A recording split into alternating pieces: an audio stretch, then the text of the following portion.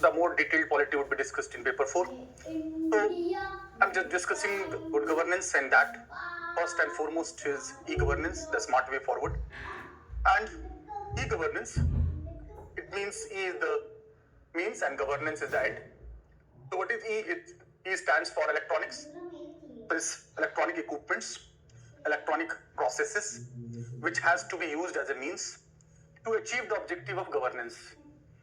So E involves not only computers, not only laptops, CCTV cameras, it also involves the internet, it also involves fax, faraway Xerox, and other electronic infrastructure and processes which are to be used for faster interaction. And there are different levels of interaction.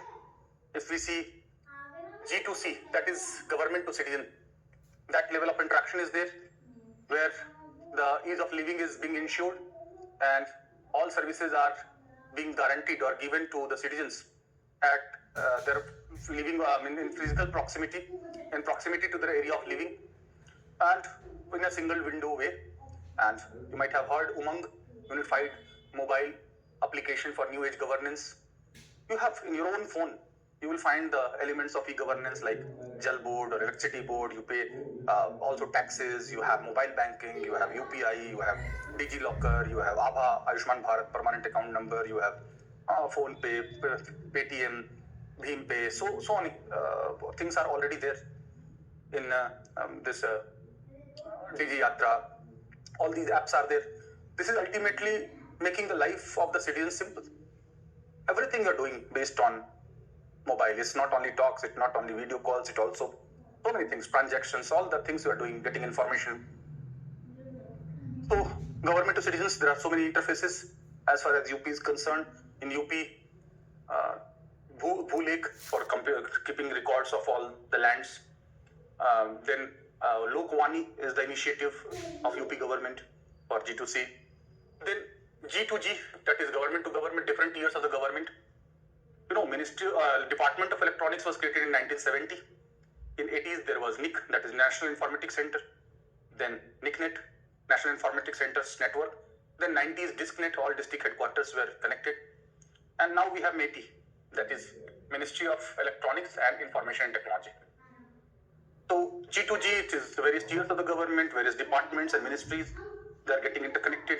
They have better coordination. The silos are being done away with, and better communication leads to better delivery. Then G2B, that is government to business. Now competitive bidding, tender, e-tendering, e-bid, that is electronic business, competitive bidding using online tendering, and the MCA 21, that is Ministry of Corporate Affairs Initiative 21, where all registrations are done online for paying taxes, be it corporate tax, be it GST, be it other taxes. So the things have been made simplified for business. G2E, that is government to employees, whether it's employees' salary, whether it's their pensions, whether their allowances, whether their facilities, they are getting easily and in a transparent manner, whether it's e-attendance or whether e-punching, or otherwise CCTV cameras based surveillance or fixation of accountability everywhere. G2CS, that is government to civil society, be it self-help groups, joint liability groups, NGOs, voluntary organizations, trust, societies, associations, cooperatives, all are being regulated. So these are the interfaces of the e-governance. And for e-governance, the terminology used is the smart way forward. That is simple, moral, accountable, responsive, and transparent. This is the terminology used for e-governance. And the slogan for e-governance is think big, start small, and scale fast. Now one can ask that think big, man is philosopher right from the very beginning, so why think big is specific with electronic governance? Let me clarify that now we can think bigger because of technology. Whatever was, our thinking was always bigger. Man was philosopher since Homo sapiens days. But now the technology have made things impossible possible in a very smaller span of time. Now the changes are faster than before. And whatever was considered unachievable a couple of years back now is the reality. Earlier it was not so. It was taking earlier decades to convert the philosophy into reality. So think big, start small, means pilot-based project. so that before scaling it fast or before expanding it to all levels, first it must be implemented at micro level with pilot project, and based on this implementation many inputs and corrections are being taken, and then scale fast. These are the stages. And for E, DG, the three things are required for DG. One is DG infrastructure, that includes the computers, laptops, CCTV cameras, and other electronic equipments. Then DG connect, speed and connect. Now we are going for 5G. So this will make the life faster, because now we are in postmodern period. It's not only survival of the fittest, survival of the fastest. So neo-Darwinism. And digital literacy, that is also very important, because in India, particularly in rural India or remote areas, literacy is very low. And the benefits that people will be getting will be only based on their awareness, use. That will make their life easier. So E is the means, governance is the end. Governance involves delivery with FT praise. We have already discussed so many times. Faster, transparent, proactive, responsive, accountable, inclusive, sustainable, efficient, time-bound, cost-effective, with satisfaction of the citizens. So in electronic governance, we have also passed IT Act 2000, passed by Indian Parliament, that gave legal form to digital datas, digital signature, digital invoices, e-commerce. All they were given legal shape. Then it was amended, IT Amendment Act 2008, that also provided for 66A and 69A. 66A provided that the section 66A says that for any offensive post, there will be punitive action against offensive post. So whether a post is offensive or not, to be decided by police. So Supreme Court in Shreya Shingal case 2015 said that 66A is against Article 19, that is freedom of speech and expression. So it stands null and void. 66A done away with. Because Article 13(2), any post-constitutional law or part of its law which is inconsistent with the fundamental rights would be declared null and void based on judicial review. So Supreme Court said that freedom of speech and expression and tolerance to criticism was impeded due to 66A. So that was declared null and void. But 69A is still there, that the intermediaries, be it Facebook or WhatsApp or LinkedIn or Telegram, in these intermediaries or fiduciaries they are called, they will have the obligation to remove those data on the order of court or on the order of the government. Then now there is PDP, personal data protection bill is being proposed, where the data to be categorized into personal and non-personal. The personal data will also be categorized into simple, which can be processed or stored anywhere within the country or outside. Then sensitive, which can be processed in India or outside, but has to be stored in India. And critical, which can be processed and stored only in India. So the non-personal data, which will be for general interest or general thing, that will not be protected. So that still is, there are so many issues like right to be forgotten, like the role of fiduciaries, like the role of data principle, the ownership of data, the changes and modification in data, the access to data. So many things are in the pipeline. When the act will be passed, then it will be known. But I have just highlighted because this is going to be there in next session of the Parliament, most probably, because it is with the select committee.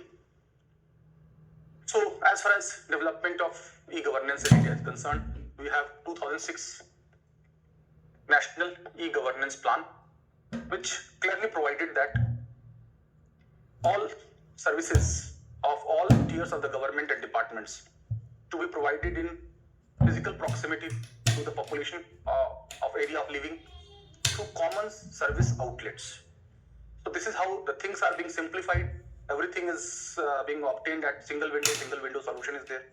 So National E-Governance Plan 2006 clearly says that it has to be affordable, it has to be easily accessible, it has to be single window, It has to be in time-effective, cost-effective manner, time-bound manner, that too in physical proximity, that too through common service delivery. So that is being done.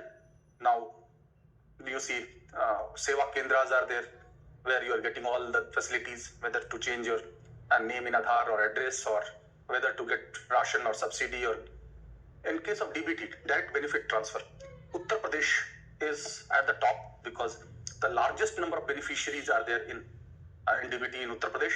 Also, in Ujjwala case, giving gas cylinders to protect the women from the gases and harmful effect of it. So in that, Uttar Pradesh has done exceptionally well. So naturally, those areas where it has performed well to be discussed more. And also the one program, Mission Shakti, where Uttar Pradesh has performed very well. That is called Nirbhaya Ek Pahal in 2021. That is meant for security, digital, and that is meant for security and dignity and empowerment of the women. That is their socio-economic development along with their empowerment. Shakti itself represents Durga, or kind of women power. And in good governance, Suraj or Ram Raj, there is happy admixture of Lakshmi, Saraswati and Shakti. That Lakshmi is wealth and Saraswati is the knowledge and Shakti is the power. So happy admixture of all to be there. So be it IT Act, be it ministry, be it National E-Governance Plan, or be it the various interfaces, be it the motto, be it the smart way forward, or be it the stages of e-governance. Just think, this is not to be remembered. Suppose you want water connection. What you will do? Just think yourself from perspective of e-governance, then you will be easily getting it. So what are the stages of e-governance? First stage is presence. You will visit the portal, website, or now apps like Jal Board's app you will be going to. So first is presence, where one-way communication is there. You get all details. All the details are being there, that these are the cost involved, these are the volume involved, this is the process involved, this is the application, your photos, Aadhaar card, these will be required, these documents would be required. So once you get all information, then you have certain doubts, you have certain queries, you have certain questions, then you go for call, SMS, WhatsApp, email. So that is called two-way communication. That is, after presence, there will be interaction. So the second stage of e-governance, that is two-way communication. Two-way communication. And by that, your doubts, your queries, your all those unaddressed information or implied things would be clear. Once you are getting enlightened, you make up your mind to avail a particular service, that this service is suitable for me, and this I can afford, or this will be more suitable to me.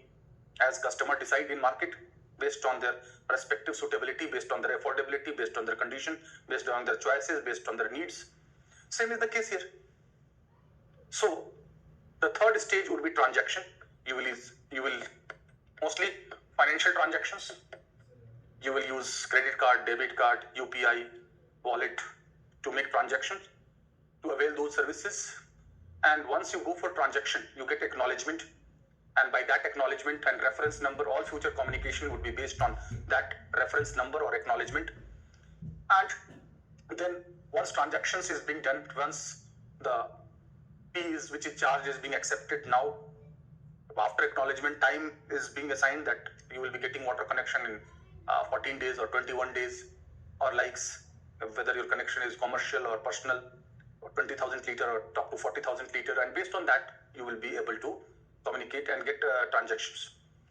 So once you get one service and benefit of it quickly, hassle-free, in a convenient manner, an open, transparent manner, then you would like to have similar services like electricity, like subsidy, like gas cylinder, like ration and other things.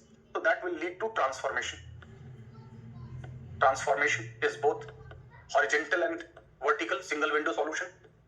Transformation is with resilience, horizontal and vertical, single window solution. Transformation is radical change, unprecedented change, resilience, and single window solution.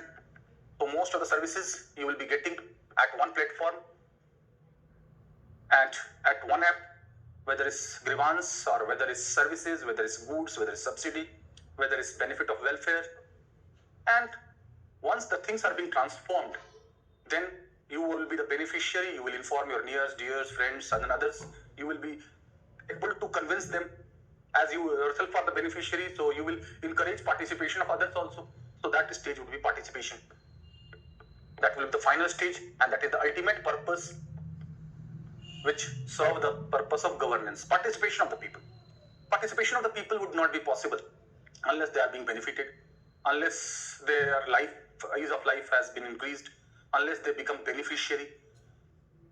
So these are the stages of e-governance: presence, interaction, transaction, transformation, and participation.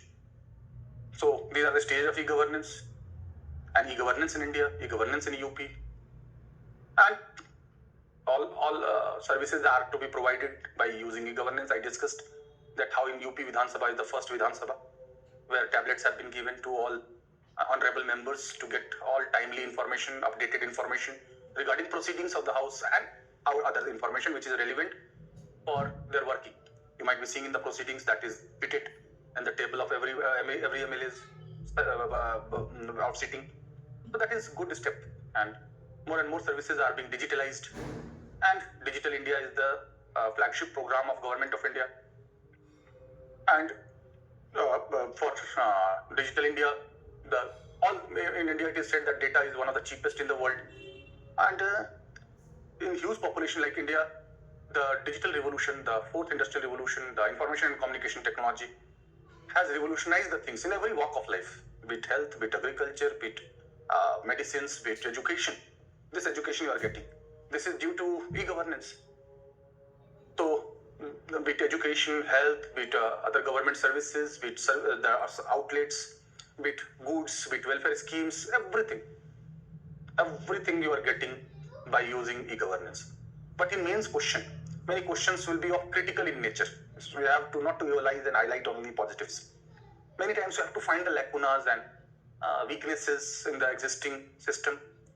So first, in India, digital literacy is very less, and it is very less in remote areas, tribal areas, rural areas. The speed in comparison to Western countries is very less. The speed in metros are good, but in remote areas it is very bad. Even mobile signals in many cases are not there. What to talk of this data. Many villages lack electricity. So these are the problems of e-governance.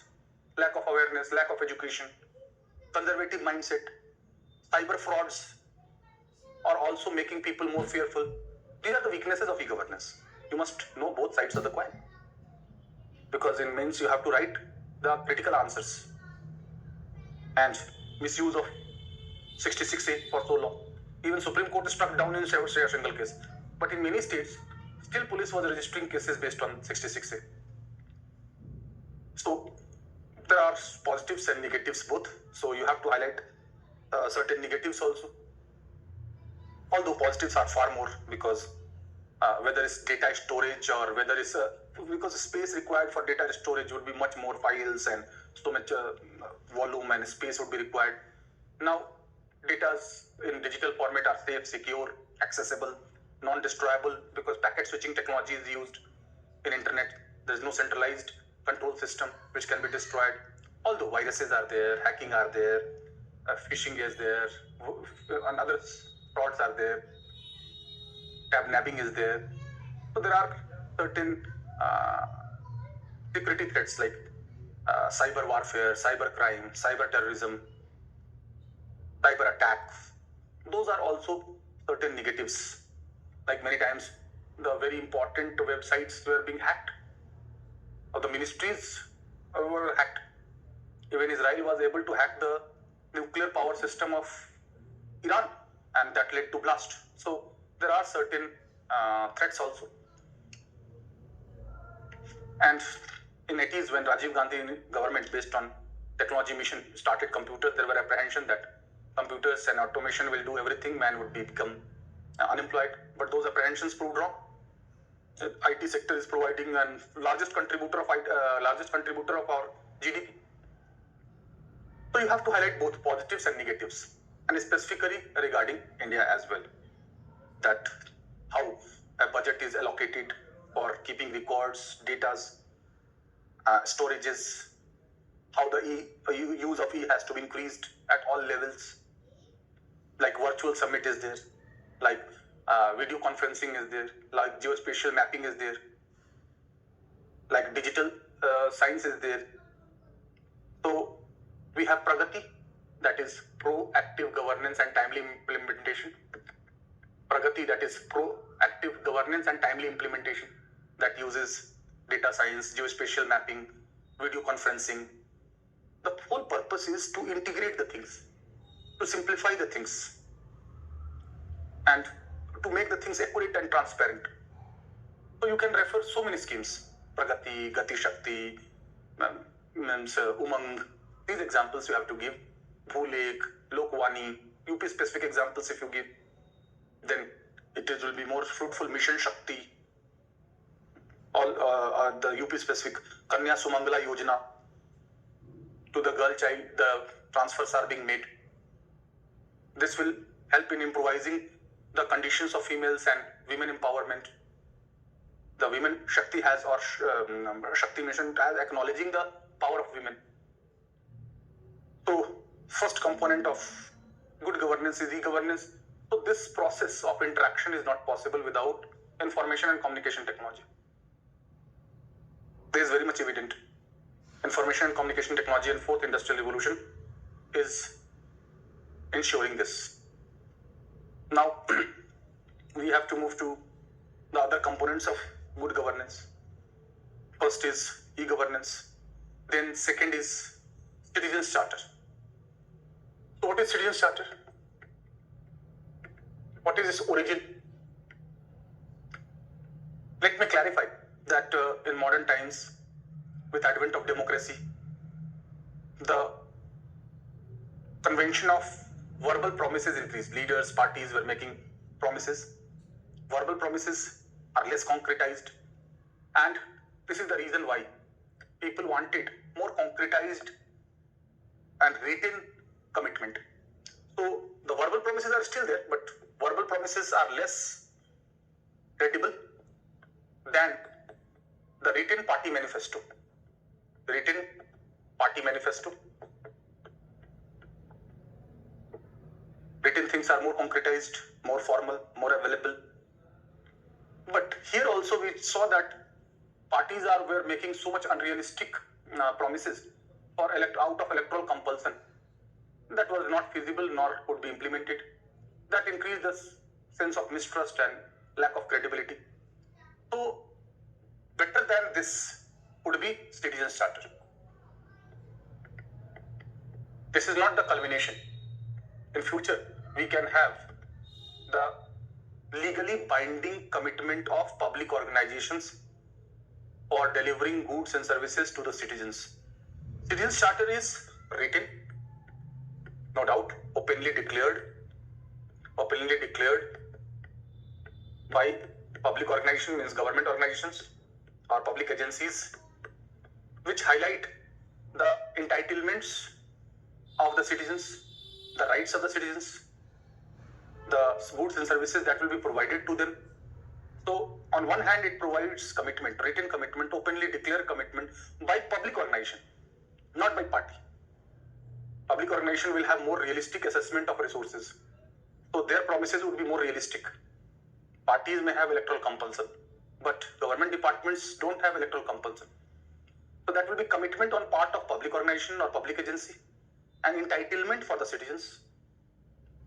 Although it's not legally binding as well. Let me clarify that if Citizens Charter or the promises made by public organizations are not being provided, then one cannot sue the officials in court. But there will be departmental action, there will be accountability, there will be punishment within the department. So it's not legally binding, but in many states like Madhya Pradesh, Gujarat, some public services, Delhi, some public services have been made legally binding. So in future, legally binding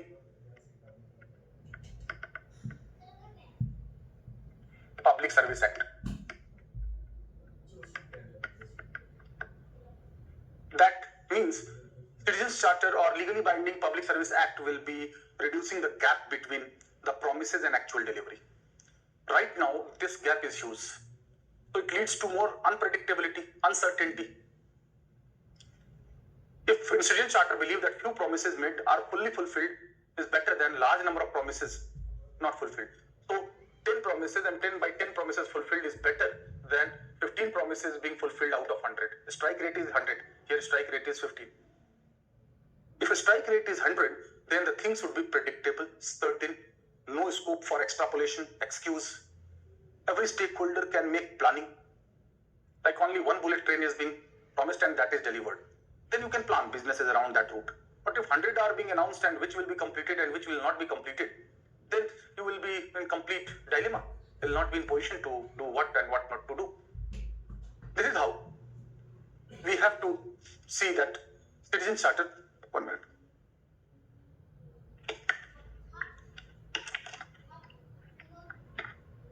Citizen Charter is to be not legally binding but more realistic. This is the declaration by public organization for entitlement of the citizens and obligations on the part of public organization to deliver goods and services in a time-bound manner with quality, with standards, with choices. So, citizen first was already acknowledged in neoliberalism. Citizens to be treated as a client or customer. But this concept was formalized by the Prime Minister of Britain in 1991. At that point of time, the Prime Minister of Conservative Party was there, John Major. So John Major is credited to coin the Citizens Charter.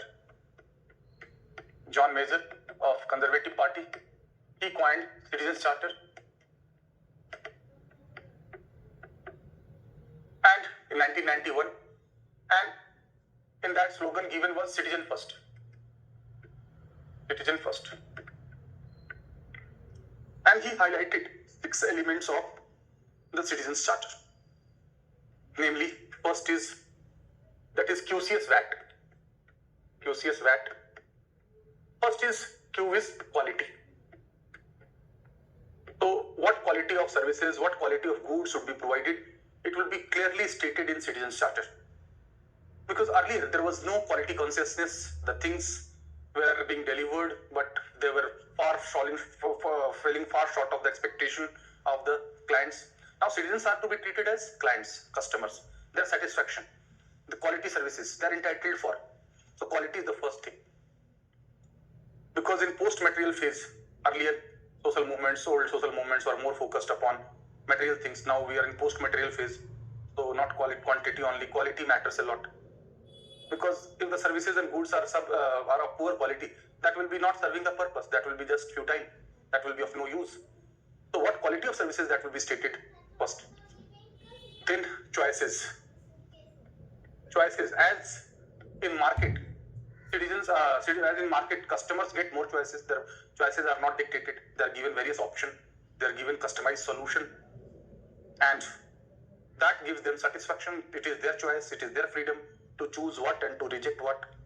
The choices also are very important. So public organization should give customized solution, should meet the expectation of the citizens, should create more and more choices, so that different citizens who are differently placed, they have different affordability, different conditions, different requirement, different priority, different likings.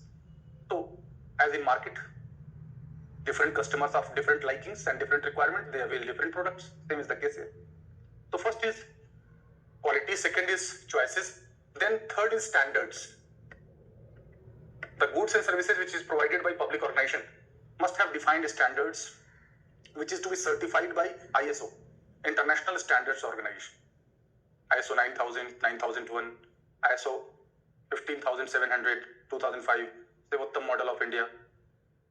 So standards must be defined. It's not that only goods and services are being provided without standardized thing, without any defined and predictable and scientifically determined standards. It's not that your hotel is not giving 2-star-like facility and you are putting your name 7-star. So that self-certification will not work. There are agencies which certify you, which provide the standards and the mark, they provide the rank. and they have very scientific way of working. So as a citizen, even if you don't go into the detail, there are agencies who upload your work. They will investigate, they will decide the quality and standards, and their teams will visit, and they will give ranking, credit score. Based on that, your decision making would be easier. Then fourth is value for money. As in market, customer is satisfied when they feel that whatever they have paid, they have got the worth of it, even more than that what they expected. So that satisfaction is holding the key, because in market, good seller is one who ensures that customer feel that he could not have got better than this. He could not have got these services in such a price, so with such a standard, with such a quality.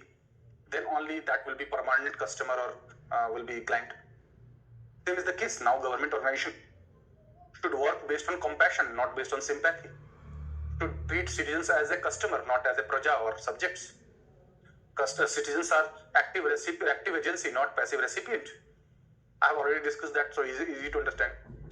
Then accountability means legal responsibility. Accountability is periodically coming in good governance, citizen charter, everywhere.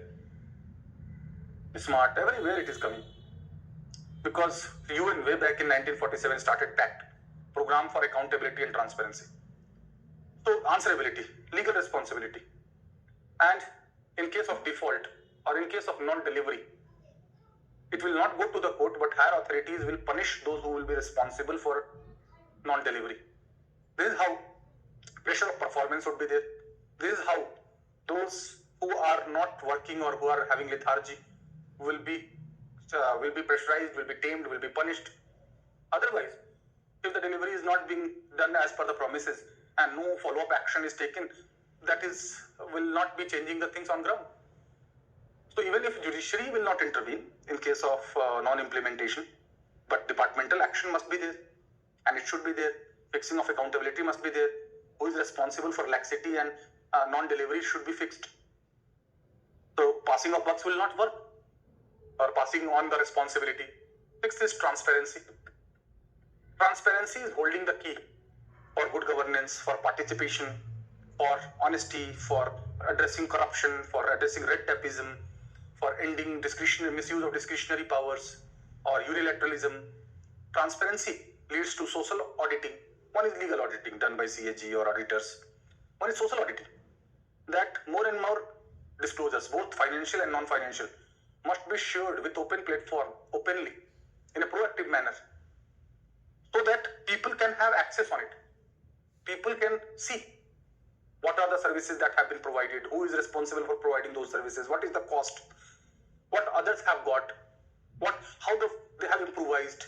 Everything should be predictable. No changing of goalpost, no shifting of goalpost, no excuses, no laxity. So this is how these 6 components were highlighted by John Major as component of Citizens Charter. The same Conservative Party government formed 1994 Nolan's Committee. Nolan's Committee in 1994 for standards in public life. Standards in public life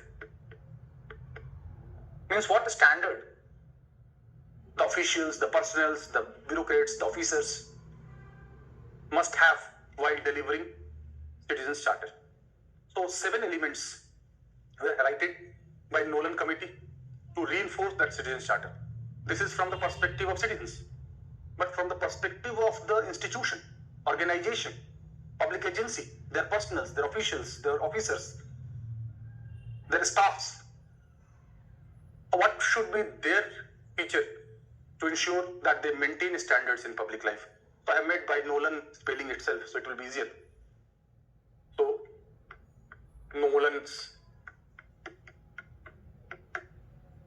Committee, 1994. So it highlighted 7 standards to be maintained by officials, or standards to be maintained for delivery of public services. 7 standards, which is evident from the spelling. Just I have modified O square. First is not corrupt. Not corrupt means honest. Honest means not corrupt. Corruption is the use of public office for private gains, monetary or non-monetary. The first standard that the personnels working in public organization should not be corrupt. They must use public office for public welfare as per the defined goals, objectives, mission, vision, and with defined standards, quality, in a time-bound manner. So neither active corruption, nor passive corruption, nor coercive corruption, nor collusive corruption, not corrupt.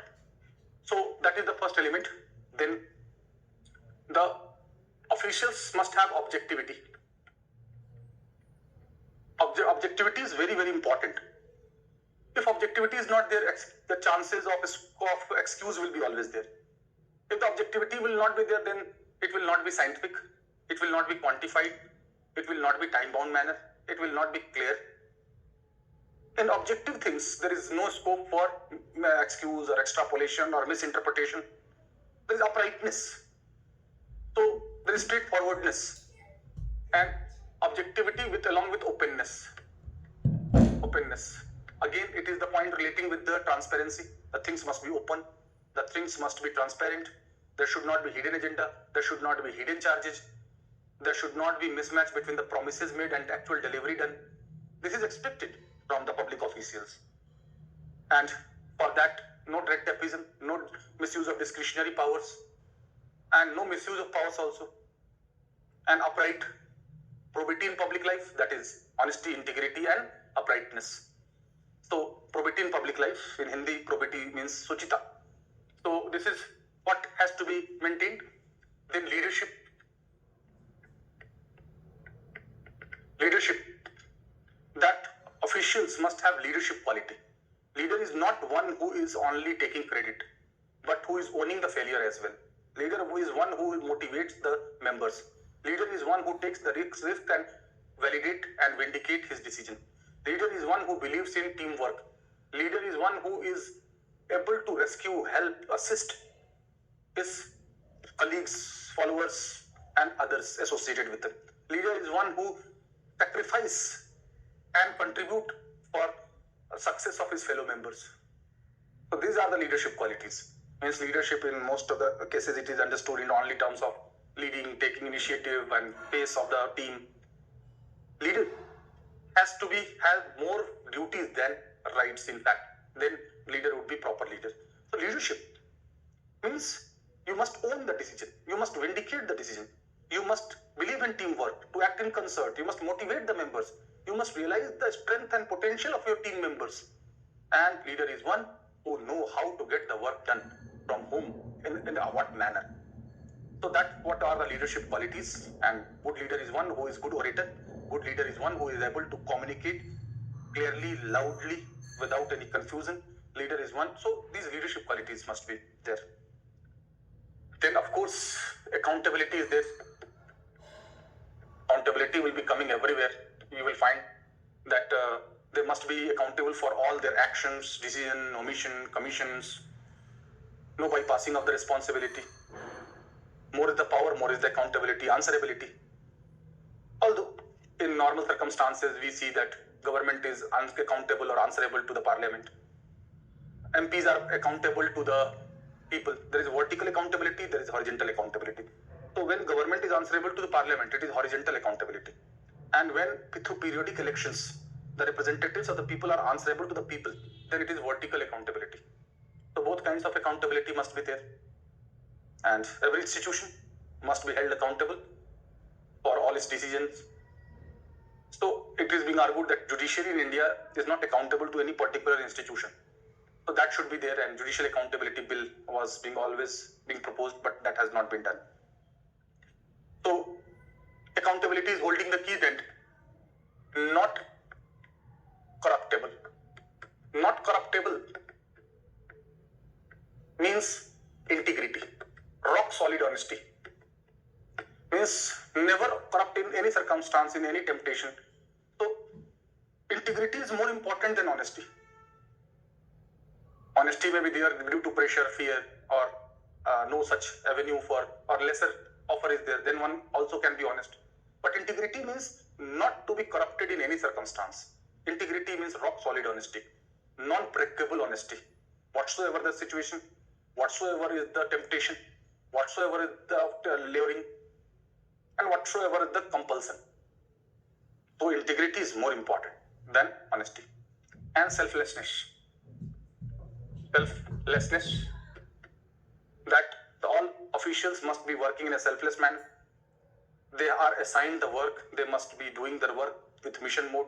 They must have the sense of responsibility, accountability, and they must have a sense of service, they must have compassion, and they must work selflessly. They must feel that whatever they are contributing, whatever they are doing, it is their duty, and they must be doing their duty religiously. So that motivation should come through leadership, that system should be provided by openness and transparency.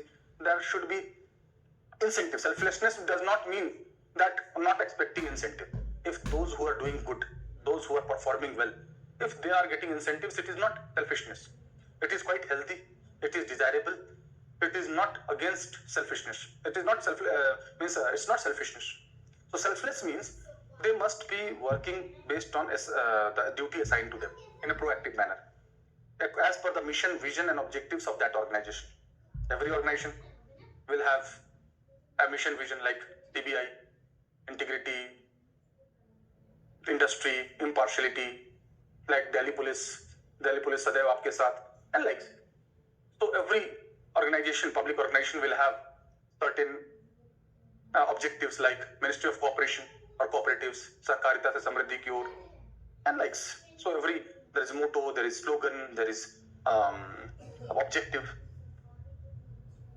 Tony Blair, the Prime Minister of Britain, of Labour Party now, added service first. So now it become in Citizens Charter, citizen first, service first. Citizen first, service first.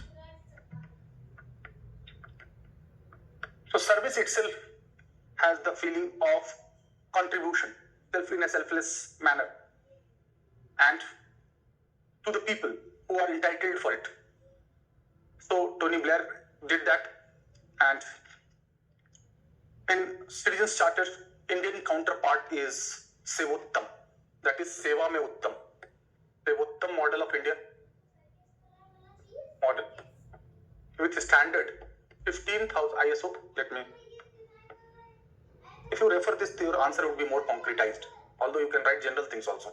But if you write ISO 15,700, 2005, it is concretized. Sevottam. So literal meaning is Seva Mein Uttam. First is, of course, excellence in service delivery. Excellence in service delivery. That is the literal meaning. And it will also include Citizens Charter. So British model, because Citizens Charter is very, very popular in United Kingdom. So British model is to be followed, but certain additional things in Indian Sevottam model is there that you must be knowing. So Citizens Charter is there, and third, that public grievances to be addressed. Public grievances means addressing public grievances. So these are the three components of Sevottam model. So whatever is there in England Citizens Charter, it is there also in India. Like in England Citizens Charter, the things are there: mission, vision, objectives of the public organization. One. Second, details of the clients or customers who are getting services. Third, the quality of services that they are going to deliver, all details regarding it. Customized solution, simple language, feedback. Then what services they have additionally added this year they were not giving earlier. The contact details, names, and the names and details of the beneficiaries who have already availed those services. All details are to be there. Expectation from citizens. But in India's Citizens Charter Sevottam model, expectation from citizens is there in England also, in India also. Expectations of citizens. But one unique feature in Indian Sevottam model is that you must be noting it. expectation from citizens, expectations from citizens or clients.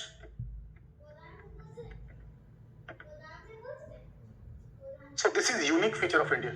This is not there in England. Why it is so? Expectation from citizens is very natural because it is citizens charter. It is the entitlement and delivery to the citizens. But in India, population is used many times. There is unruly behavior of the beneficiary. They don't come in queue. They create ruckus. Sometimes violences are being there.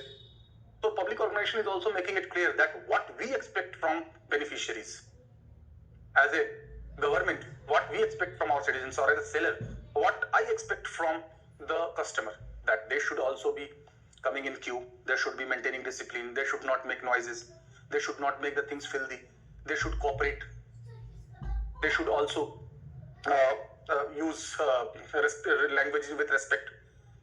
If they expect to be treated as a client, then their seller also should be respected. So respect is a two-way process, it should not be one-way process. So all those elements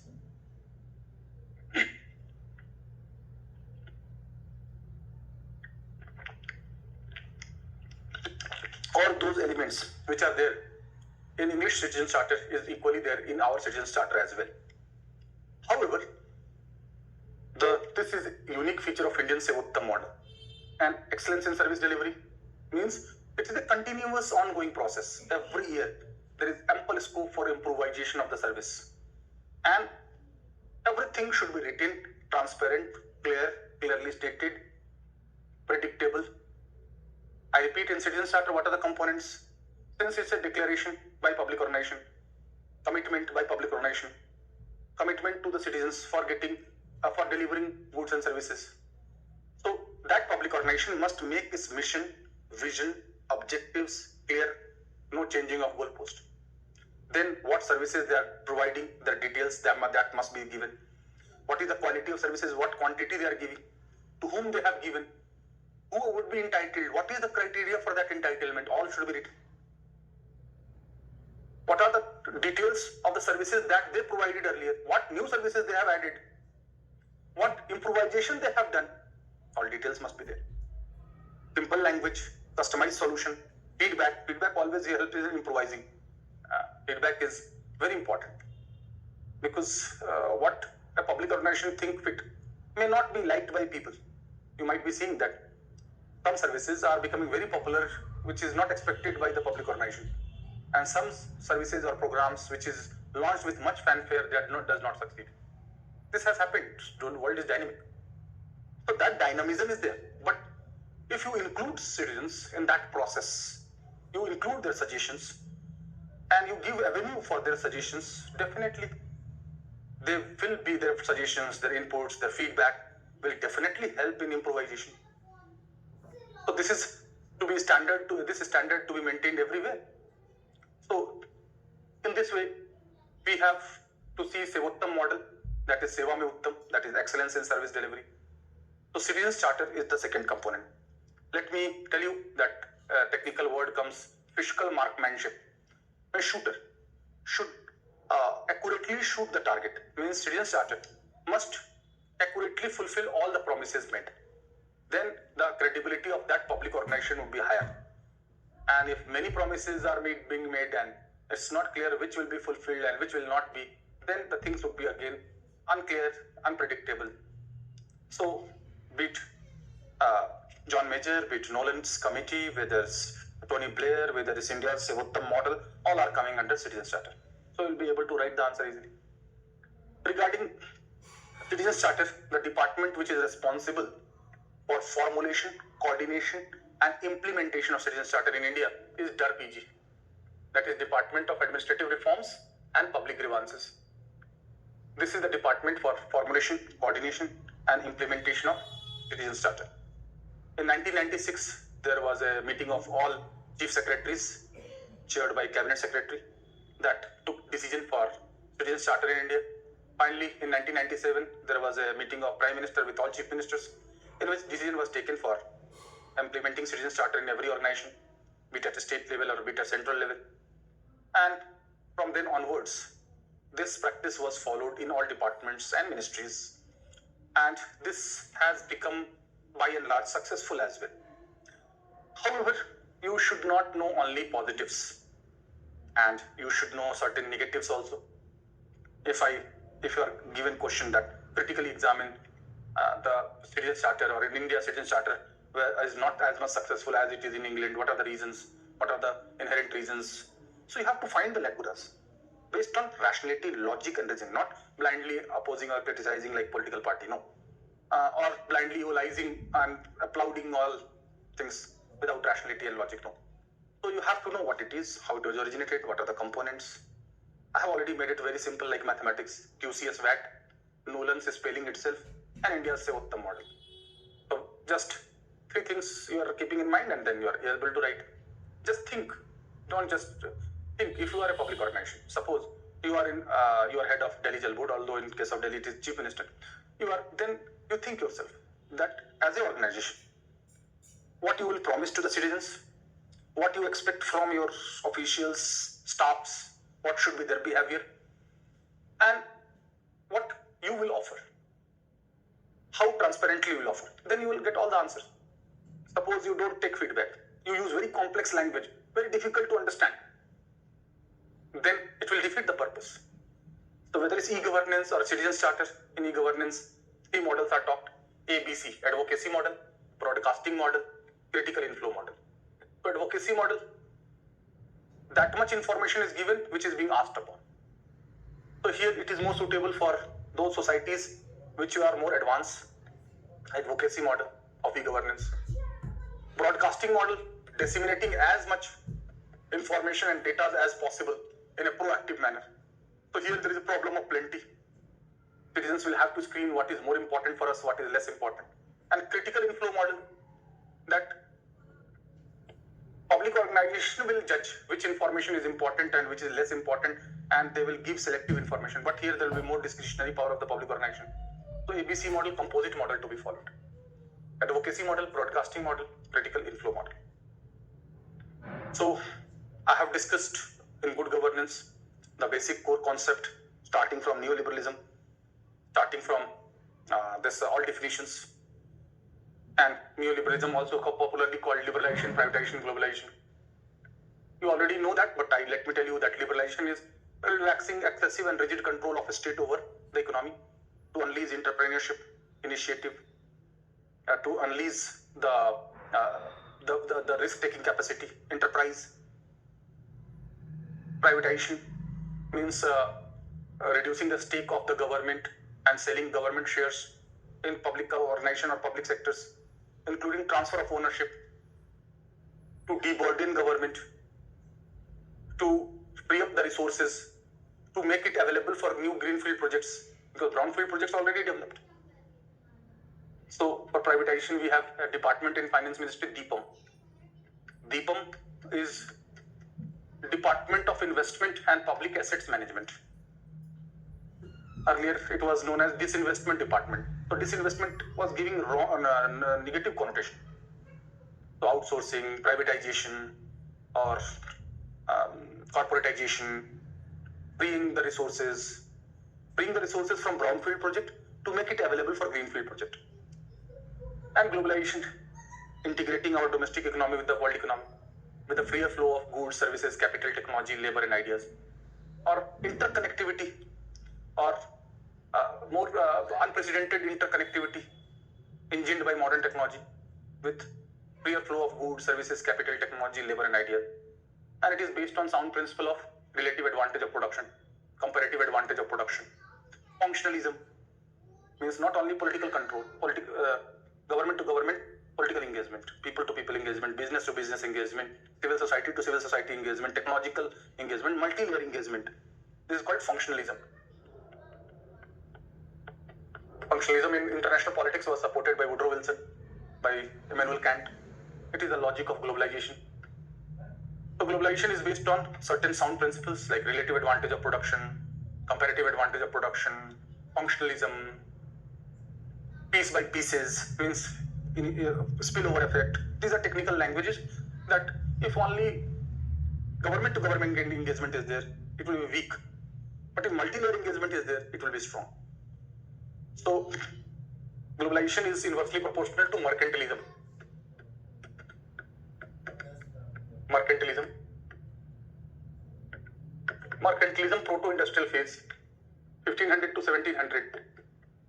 Most of the countries followed mercantilism. Trying to export more, import less, raising custom wall, less engagement, more politicized relation. Functionalism says depoliticize, keep politicians away, involve business, involve civil society, involve people, involve technology, mutual interdependence, complementarities, mutual benefit. If Indo-Pakistan relationship is bad, but if tomorrow, if we get benefited from Pakistan's business and they are also getting benefited, then our hatred will reduce. The point is, wherever we get material benefit, complementarities, advantages, and interdependence that incentivize durable peace. So I'm not willing to go into that much theories of international politics. That will be more studied in pol science. But here I'm just referring that LPG, Washington Consensus, functionalism, comparative advantage of production, freer flow of goods, services, capital, technology, labor, and ideas, integrating domestic economy with the world economy, greater role of technology. So these all are leading to universalization of good governance. I would like to repeat one thing. Good governance is not a desirable, noble, philosophical thing only. Good governance is the necessity compulsory in today's 21st century. Those who don't follow good governance, like sub-Saharan region, will not be entitled to get financial assistance, technical assistance, logistic assistance, or this surveillance assistance of these international institutions. So if a country wants to get these assistance from these financial institutions, they will have to follow good governance. And good governance on globalization reverse or inversely proportional to misallocation of resources.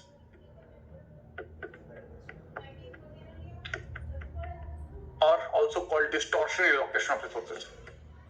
Distortion in allocation of resources.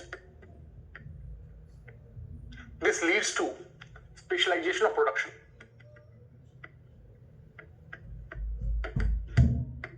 Judicious utilization of resources, like India. I'm not making full clear. India is ahead in labor-intensive sectors: cement, steel, petroleum processing, gems and jewelry, then leather, textiles, IT. We are internationally competitive in these sectors. But resources are limited, but our medical equipment sector is not competitive. It's not self-sufficient. Or so many subsidies that we give are leading to wastage, non-meritorious subsidies or leakages. The best example of poor governance was given by Rajiv Gandhi in 1984 to 1989. He said that I send 100 paisa, but only 15 paisa reaches to the hands of the people. If 85 paisa is siphoned, that was due to poor governance. So this was not only during his tenure, that was the trend. He only highlighted that trend. So resources are limited. If we are keeping the non-productive sector alive by allocating resources, that is not sustainable. That will lead to distortion and allocation of resources, no judicious utilization of resources, non-sustainable. Rather, those resources being wasted, they are given to performing sectors. And now for them, it's not domestic market. Now they will open their market for our efficient product. So reciprocally, we will also open our market for their efficient product. So in the whole world, only efficient production will survive. Inefficiency will not be tolerated. And this will lead to specialization of production. This is the logic of globalization. So good governance is linked with all the things: liberal democracy, human rights, form of government, welfareism, citizen-centric, citizens' charter, e-governance. All they are linked. LPG, liberalization, privatization, globalization. Not LQP, license, quota, permit Raj, inspector Raj. Or protectionism. excessive protectionism leads to inefficiency. When we open up our economy, then our domestic sector also become more competitive. We not only get capital, we get technology as well. When we open up, then they will reciprocally also open up for our efficient product.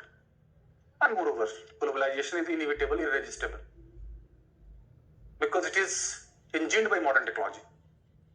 Suppose we don't accept the globalization and we create custom wall. We don't give market access to anybody and we don't seek market access to for anybody. In that case also we cannot stop it. If demand is there, supply will come. If you block the legal route, it will come through illegal route without paying taxes. So globalization is irresistible, inevitable, multi-dimensional, multifaceted phenomenon where managing it is better than resisting. As I discussed, new public management, which was earlier used for only private organization till 1968 Minno Brooks conference. But now it is realized that best corporate practices to be followed in India, like in lateral entry in India, for example. Below ministry department, below departments there are wings. In wings there are joint secretary. In joint secretary level, if the people from corporate sector are recruited as joint secretary, which are not coming from traditional civil services, they will use their innovations, their skills, their caliber, their enterprising skill to make government more efficient, more corporatized, more professional, more delivery based, sustainable. So we have seen also that most of the big work have been done by traditional civil servants, Varghese Kurian or Nandan Nilekani or Sam Pitroda or MS Swaminathan or APJ Abdul Kalam. They were not coming from traditional civil services. So lateral entry, although there are plus and minuses, many who oppose this will say this will not follow reservation policy, this will be harming traditional civil services, government is not corporate. Many criticisms are there. Then there will be undue interference. So many criticisms are also there. Although Modi government started it in 2014, but in wake of greater controversy, it got slower on that and more cautious on that, because they will be recruited on deputation on certain years. So in many cases, they will not have perspective of long-term career. So one is career, and there is their excellence, and there is requirement of the government, and there is most important citizens, all to be balanced. So I have discussed that what are the components of good governance. First is e-governance, then citizen charter, the Uttam model in India, then EQ, efficiency, economic, and effectiveness. So efficiency means output divided by input. So how to maximize the output with minimum input? That is possible when there is efficiency in policy, in planning, in programs,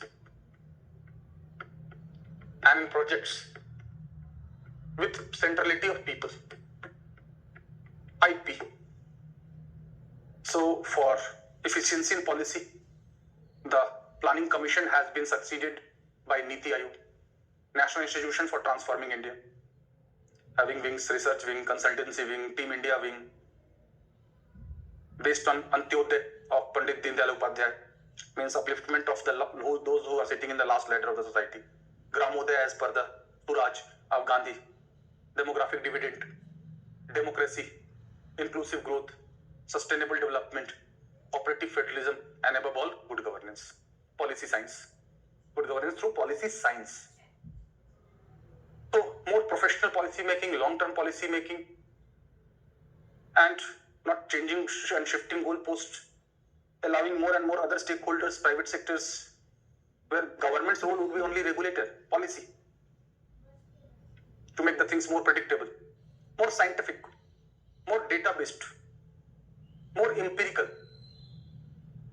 This is the reason why second ARC has recommended National Institute for Good Governance, National Institute for Public Administration, National Institute for Economic Growth, specific institutions are being there.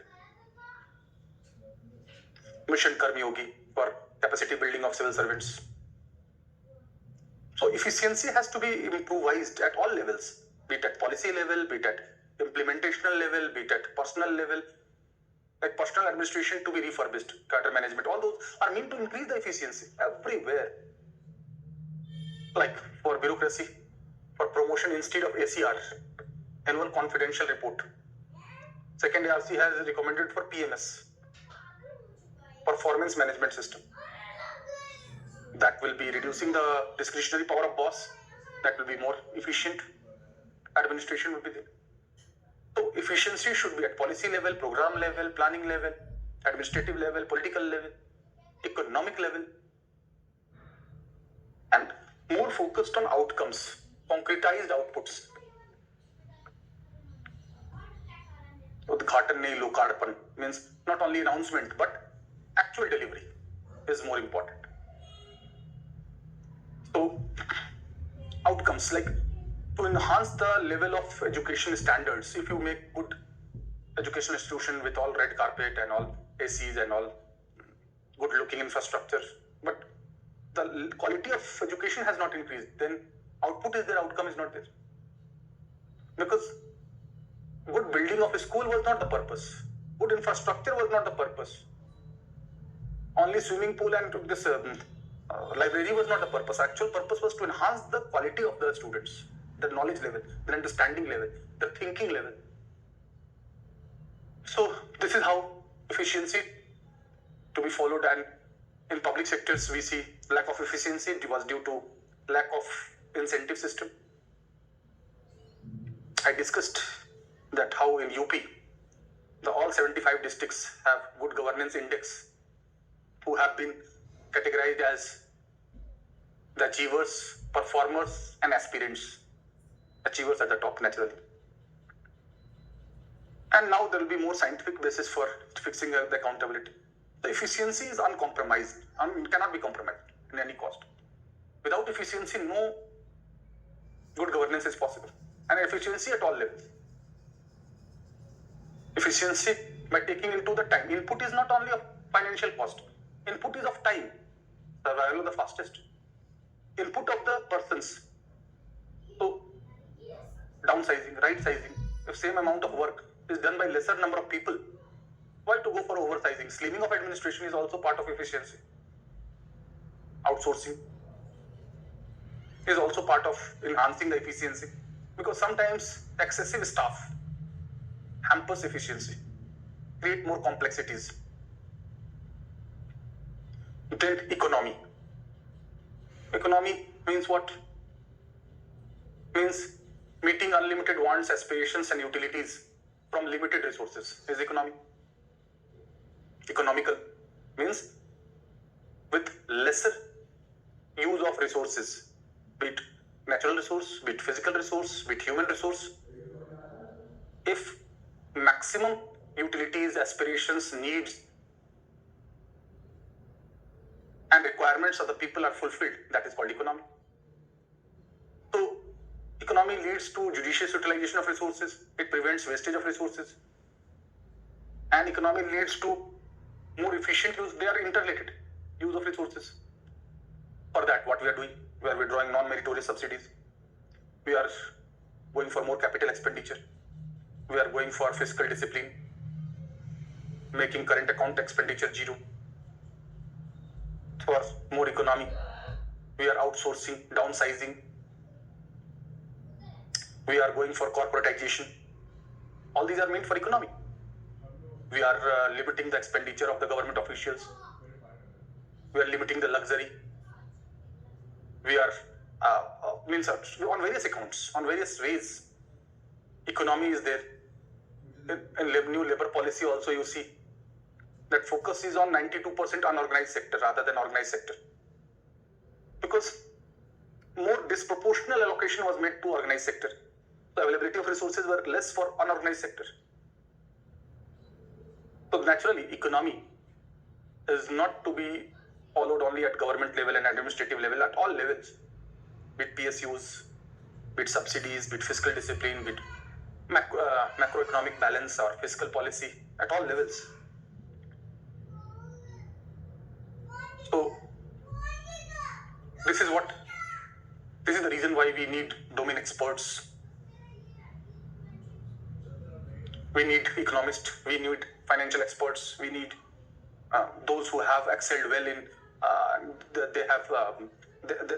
they do have command over policy science and judicious utilization of resources. And effectiveness. Effectiveness is linked with credibility. Let me, what is effectiveness? Credibility is equal to capacity plus effectiveness.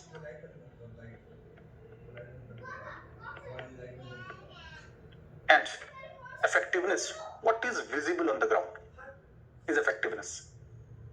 So that is linked with legitimacy. All are linked. Rightfulness. What will be effective? Just you think over it. Those policies, those programs which people consider as legitimate or rightful or good, they will participate in it. That will have more credibility and trust. And with the greater participation of the people, it will become more effective. And if it is visible on the ground, along with the capacity, because if capacity is not there, that will not be sustained. And if both are being there, then only it leads to credibility. So efficiency, economy and effectiveness, effective in layman's language, whatsoever you talk about, if the things are not visible on the ground, if people don't feel that they effectively their life has changed in a positive manner, in a progressive manner, all policies, programs, talks, rhetoric, they are of no use. People must feel that yes, it's working, it's effective. Yes, I have called on this number, then instant service I got. And yes, the things are effective. I made online complaint and instant action was taken. It was effective. It's not only for namesake. So when things are effective, then it will be only credible. And when the effectiveness is sustained, only when the capacity enhancement is there. So without capacity, effectiveness would be short-lived. And if effectiveness and capacity both are there, then it will be credible and then it will be supported overwhelmingly by the people, and then development would be the social movement. This is what is required. So every component of good governance, you must be knowing that what is good governance and how good governance, what are the components of good governance. So e-governance, citizens charter, in India, Sevottam model. Then EQ, again EQ. That is, EQ means ethics, ethos, and equity and legitimacy. I explain one by one.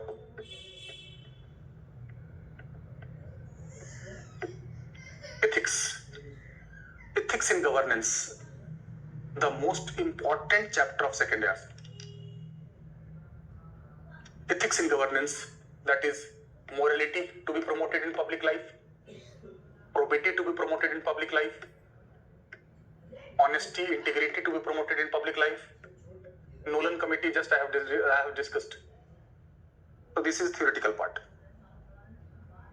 Compassion-based approach, many of things of it you will be studying in paper 4 of UPSC's GS, ethics and aptitude. In that also you have studied probity in public life and role of civil services in governance chapter, citizens charter, e-governance and all those things. Right to information, Lokpal, Lokayukt. Lokayukt I have discussed already for UP. So ethics, what actual things which second ARC has recommended for ethics. So first component in ethics is political party, their fundings, their role. Dinesh Goswami Committee 1990 and Indrajit Gupta Committee 1999 could not arrive at any formula to have state funding because dependence on corporates promotes crony capitalism, nexus of politicians, bureaucrats and corporates, which ultimately increases money power in politics and is not good for democracy and good governance. The beginning has to be there from political party, which play a very, very important role. This is the reason why so many reforms were done, like any donation of 2,000 or above in cash, not in cash, check, through bonds, electoral bonds, to be credited through SBI. No parking of black money, because they have to file income tax return. They have not to pay income tax because they are not profit-making organization, but they have to file income tax return, transparency. So, be it funding of political parties. So second ARC said, okay, funding in cash is not possible, so funding in kind. So that second ARC said, funding in kind. That is good suggestion. That will at least reduce the dependence of political parties on corporates. So that will help in addressing corruption, because one of the big problem in liberal democracy, one of the criticism is that elections are very costly. Most of the rich people can afford to fight costly elections. Poor cannot think of fighting elections. And that most of the money comes from corporates, and there is quid pro quo. Means if you don't, if you take money from corporates, you will have to return. Means and return is not in terms of whatever they could do on their own, extra favor they expect. In terms of contracts, in terms of favor, in terms of change policy, or in terms of various favors that saving them from tax authorities and ED and all that. So first is political party, then second, office of profit must be defined. Second ARC says that office of profit must be defined. Because it has not been defined, it has created so many problems and misuse. Then VIP culture, 105 and 194, privileges to be curtailed. 105 and 194, privileges to MPs and that of members of the state legislature is responsible for VIP culture. That is harming ethics. Then again 102 and 191, that even in anti-defection law, speaker should not decide. It should be decided by president and governor respectively, that too based on recommendation of Election Commission of India. So that has been also recommended. It has recommended ending of 310 and 311. Excessive protection to bureaucracy is responsible for lethargy, for insensitivity. It has also favored for ethics commissioner, for judiciary, for council of ministry. Prime Minister must monitor it. Chief Minister must monitor it in state. In judiciary, there also should be also commissioner. For judiciary, it has favored changes in the law 124 and 217. Appointment of judges of Supreme Court and High Courts. Collegium system should be replaced by National Judicial Appointments Commission. That was done by 99th Amendment in 2014, but that was declared null and void in 2015. It has also recommended for changes in 324 and 243K. Election Commission of Center and State both should be appointed. Their members should be appointed by President and Governor based on recommendation of a committee. For this committee headed by Prime Minister, Leader of Opposition, and Speaker Lok Sabha. For this committee headed by Chief Minister, Leader of Opposition in Vidhan Sabha, and Speaker of Vidhan Sabha. This has also been recommended. They favor more strict followance of 175(3) collective responsibility and 164 at the state level. More safeguard against misuse of 356. All these are meant for ethics in governance. Be it political party, be it executive, be it legislature, be it judiciary. More and more, the institutions must be created to address the problem. Means by saying that judiciary should be accountable, it will not be. Unless you form judicial accountability, bring a bill and institution for it. Also favored Lokpal and Lokayukt, that was done. Lokpal and Lokayukt. I have discussed this earlier also, although at central level it was brought in 2013 statutory laws. Decision through committee, not individuals. So sweeping changes it has recommended for bringing ethics in governance at all levels, be it bureaucracy, For civil services also reforms, it has said that age should be 21 to 25. Attempt should be reduced. No optional in prelims. Training centers should be converted into centers of excellence. Mission Karm Yogi. So many things. Udan, Nai Udan, to promote minorities candidates to join the civil services. So many things have been done for promoting ethics in governance, and also clear-cut guidelines for inviting to form government. It has also recommended that whenever political parties change their coalition, they must seek fresh mandate. That has also been recommended. It has also recommended tightening of anti-defection law further to prevent defections. So many reforms. Ethics in governance. Politics without ethics is a sin. And there is ample scope for promoting ethics in governance. Police reforms also, administrative reforms also, personal administration also, political system also, executive, legislature, judiciary, bureaucracy, everywhere. There is need for ethics, transparency, honesty. And these are the concrete proposals which has been recommended by second ARC. So, ethics in governance is the most elaborate chapter of second ARC, and various questions are being asked from it. Because this chapter starts with itself that 7 sins of Gandhi, Young India. So in all walks, ethics, then ethos. That ethos means civic sense or behavioral aspect or historically rooted evils to be done away with, evils to be fought. Like we Indians were historically less focusing on hygiene and cleanliness, so Swachh Bharat or Nirmal Bharat. Even in ancient period, one of the Chinese traveler, Payan,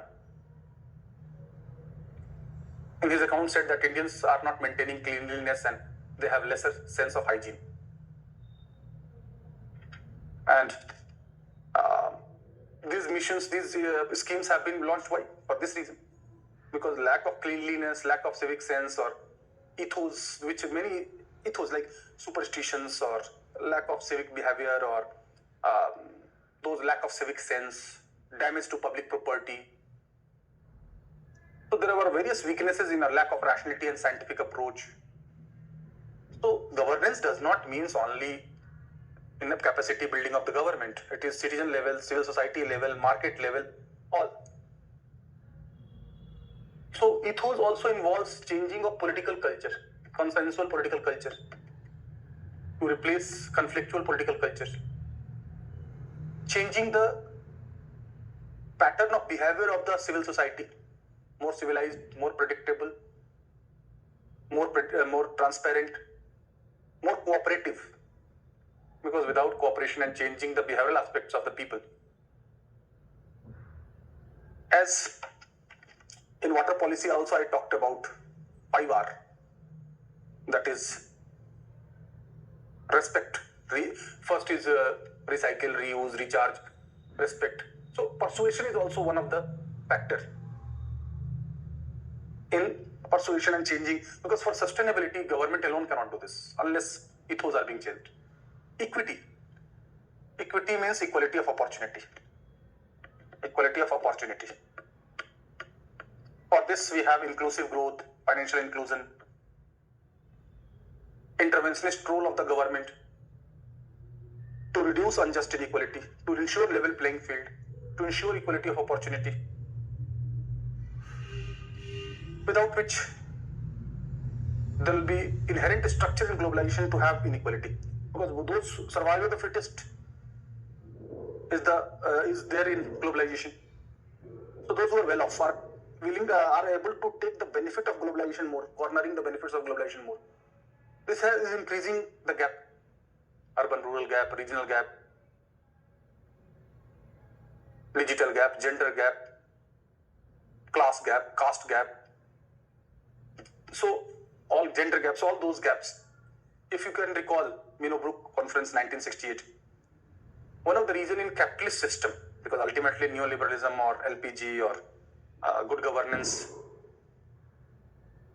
support capitalism is based on capitalism for growth, for increasing the size of the cake. But only increasing the size of the cake is not meaningful. Growth for whom? Growth for what? If the benefits of growth are cornered by only tiny sections of the society, then that asymmetry in growth will be lopsided, will be causing more unrest in society. Government will have to play interventionist role. And in the language of the erstwhile Prime Minister VP Singh, a poor government cannot help poor. So, tax reforms and buoyancy. Here, the question is equity means ultimately reaching out to the downtrodden. Most of the welfare programs are meant for the poor sections of the society. Mudra to promote microunit finance and refinance agency for promoting entrepreneurship among the middle class or poorer sections of the society. Microfinance or Grameen or MFIs, microfinance institutions. So ultimately, equity will lead to equality of opportunity, more balance, more purchasing power of the people, and to sustain the economic model.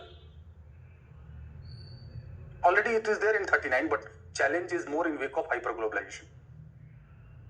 So jobless growth, rising inequality, hire and fire culture, lack of job security, growing cultural intolerance, they are the threats which can be reversed by equity. Legitimacy means rightfulness. I have already discussed that. Legitimacy, credibility, effectiveness, capacity, they are interlinked concepts. And Max Weber, who highlighted the concept of political legitimacy, he says that excessive use of force by the state is a symptom of eroding legitimacy. So there is difference between legitimacy and legality. Rightfulness in the eyes of the people is one thing, and legality based on rationality is different. Best example is Gandhi thought it legitimate to break the salt law in 1930. So ultimately legitimacy, people's stamp, people's certificate, people's approval, people's participation, they are holding the key for any success. You see, most of the successful programs are those where people participated, and people's participation is more on those where people think it rightful, legitimate. So that is also part of good governance, not only legal government, but legitimacy, promoting the legitimacy as far as practicable and more, minimizing the use of force as far as practicable, accommodating people, democratizing the things. So this is also part of good governance. So EQ, then RCP, rule of law, not rule by law, rule of law. This is to be followed comprehensively, not only in government, but all walks of life. Corporate governance should be based on rule of law. Civic governance, environmental governance, all should be regulated. It's not only law, constitution, statutory laws, but rule of law is basically, this essence of rule of law is to prevent misuse of power. Misuse of power. Power in few hands, misuse of power to be curtailed. So, in political administrative sphere, not only existence of constitution, but constitutionalism to be promoted. Constitutional morality to be different from public morality to be followed. Rule of law to make the things predictable, to restrain the power holders. So, rule of law to be understood in wider sense here, not only limited sense of only government and administration, every walk of life. Consensus. Consensus is part of democracy, but the culture of consensus should be promoted. As I remind you, that governance does not mean consensus only in government, in parliament, in Supreme Court, or in election commission. Consensus at civil society level, consensus in market level, consensus at citizen level. So that will be more fruitful when consensus is based on rational arguments. Consensus is based on secularization of decision making. This is technical word, I must clarify. Secularization of decision making. What is secularization? This has nothing to do with religion and secularism of that. Secularization of decision making means more informed, progressive, forward-looking decision making process. That is secularization of decision making. Not ignorant decision, not unscientific decision, not decision based on irrationality or without data. Decision making is a process. So, decision making should be inclusive, informed, data-based, progressive, enlightened, not ignorant. One is secularism, opposite of communalism. This is secularization of decision making. And only participative democracy will not do. Participative democracy is based on aggregate majority. It is quantitative. Deliberative democracy. Deliberation starting from at the people level first, not top bottom, bottom up. Public issues must be crystallized at coffee houses, at people's level, in chai pe charcha, or on the people level, in conferences, in gostis, in people's deliberation, rational arguments, then taken up by the leadership parties. In third world countries, issues are created and coined and played by the leadership, and then people take view on it. In deliberative democracy, it will be reverse. Rational arguments, consensus, inclusion, participation, stakeholders approach, secularization, progressive, data-based. If those decisions are taken rational, they will not be questioned. But if the decisions are ignorant or unilateral or imposing or not progressive or based on irrational arguments, their credibility will be always less, their life would be always less, their sustainability will also be less. That will promote poor governance, not good governance. When we apply poor, then that means definitely it is negative.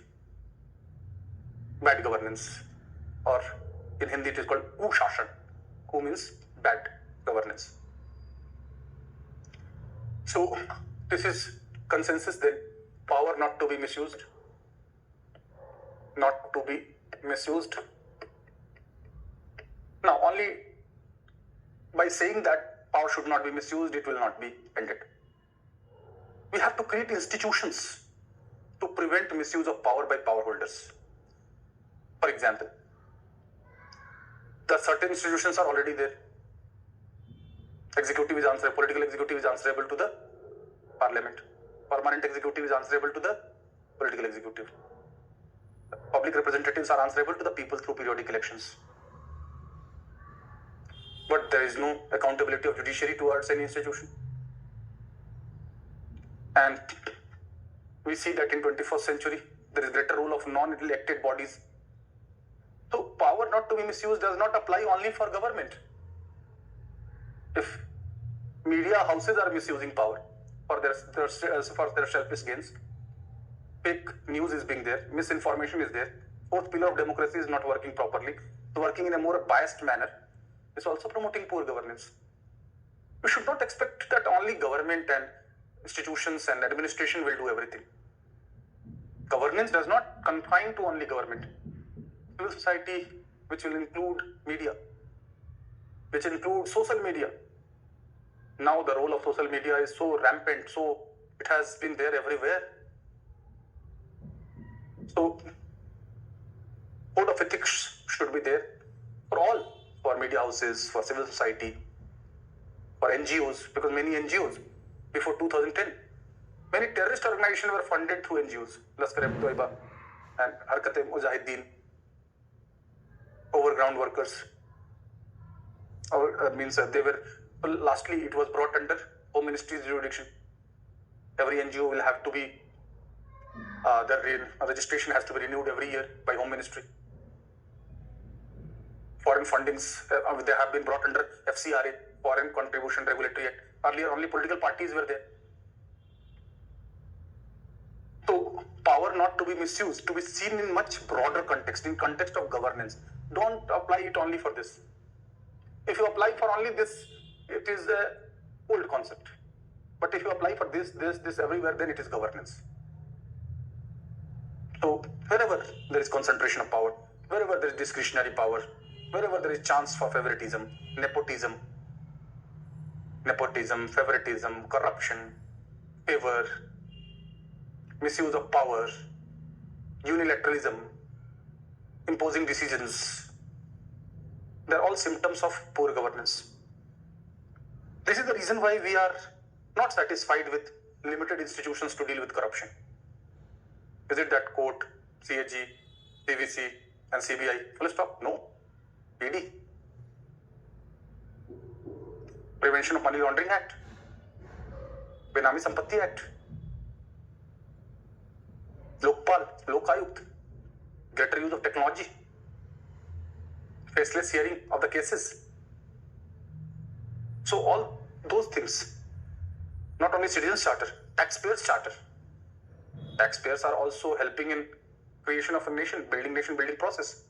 So their rights must be also stated. Those who are performing more duties, their rights must be more clarified.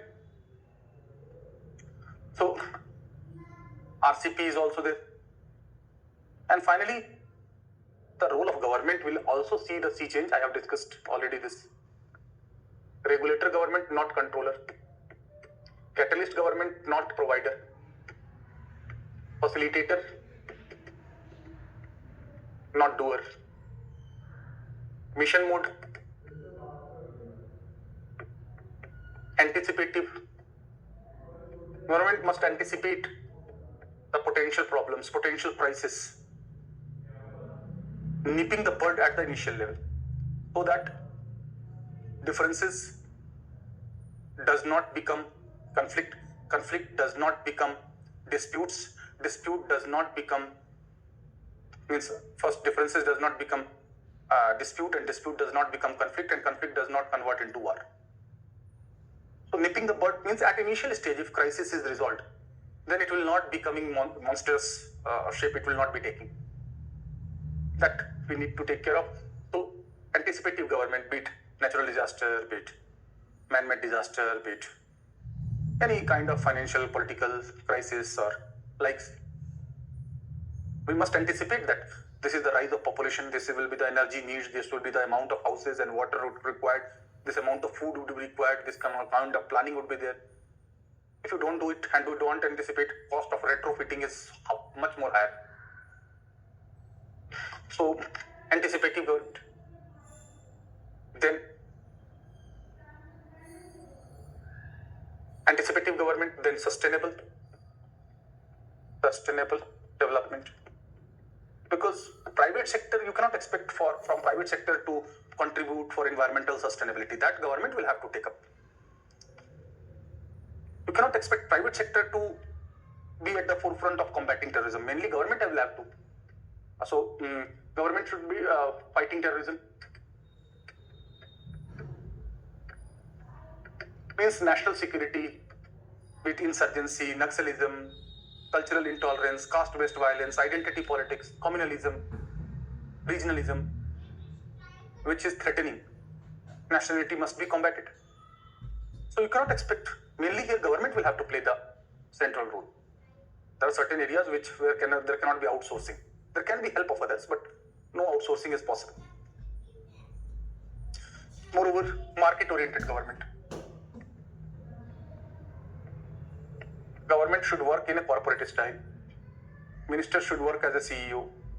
Profitability, sustainability, professionalism, delivery should not be confined to private sectors. Quality, not to market-oriented government. This is the reason why corporatization, outsourcing, privatization, all these are made for this market-oriented government, citizen-centric government, not only people-centric government, citizen-centric. addressing the needs of every citizen. And also, government which is transparent in India with right to information. RTI, having three kind of structure.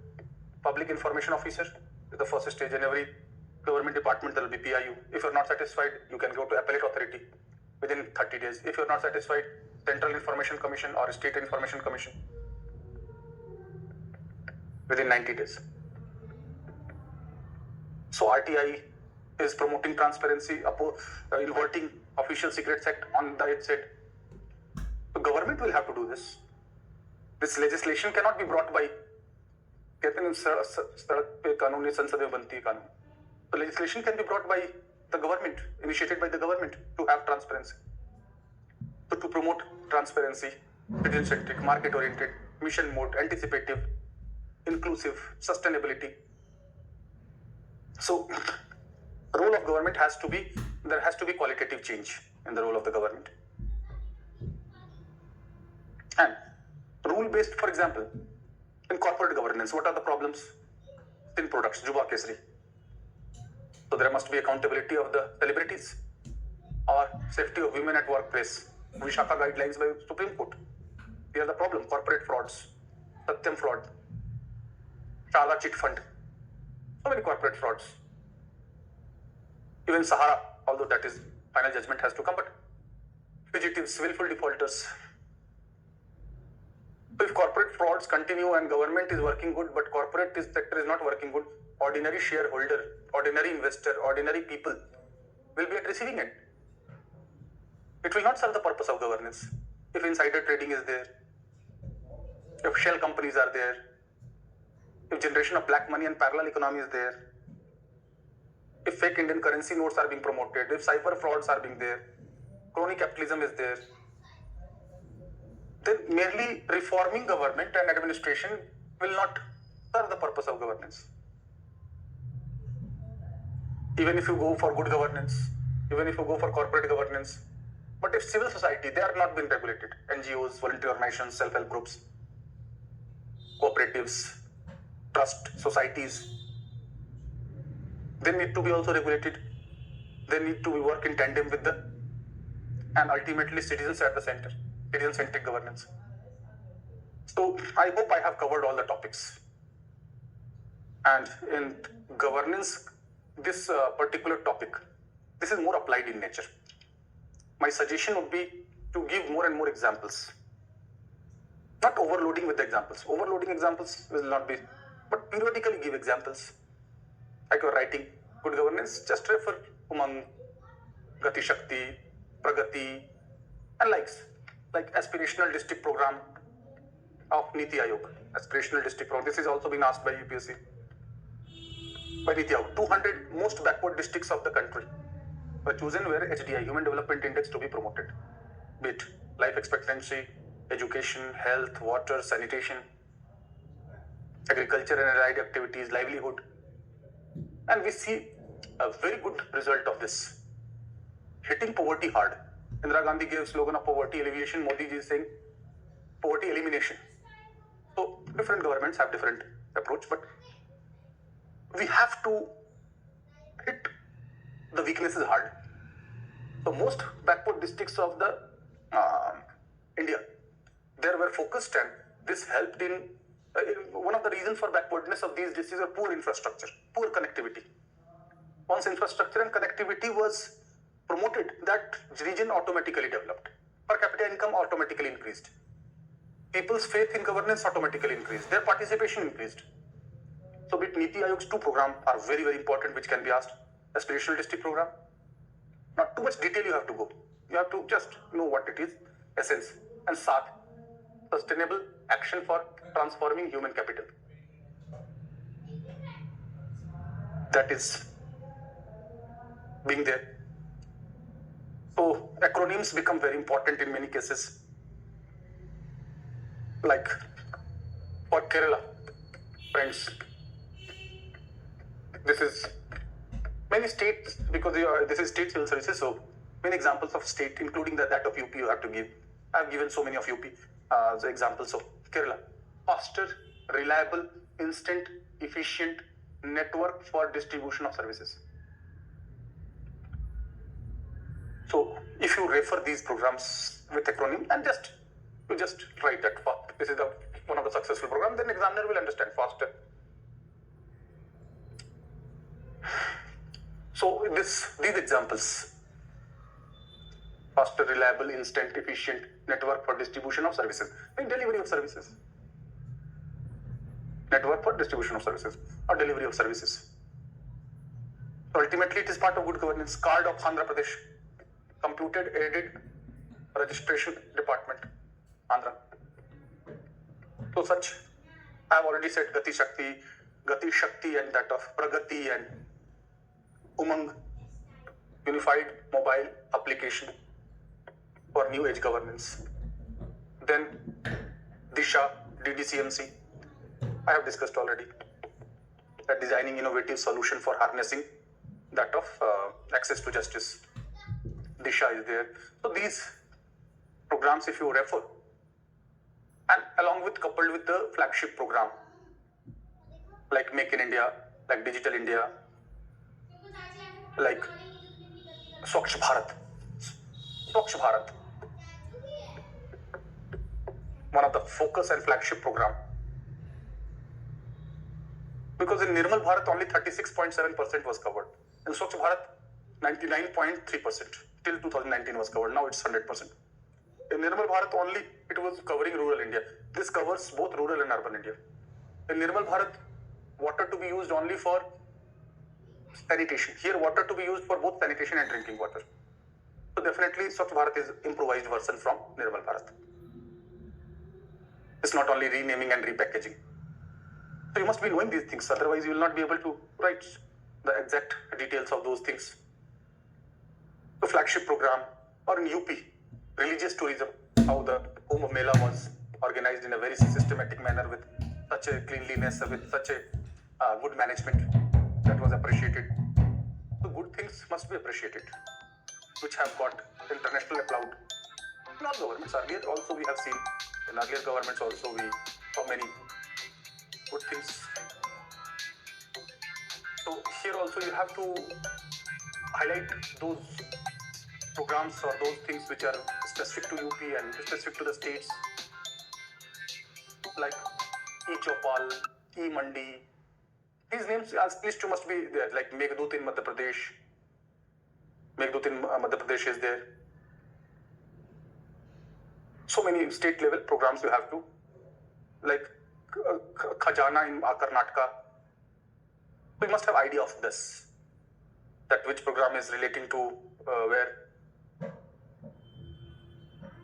So record land transaction or land records, because land was one of the reason for disputes and court cases and creating problems and even law and order problem and enmity. Now the computerized land records have helped in dealing with those cases. Now you can refer so many things in good governance, like Trinity also asked by UPSC, Jan Dhan, Aadhaar, Mobile, Trinity, along with biometric identification.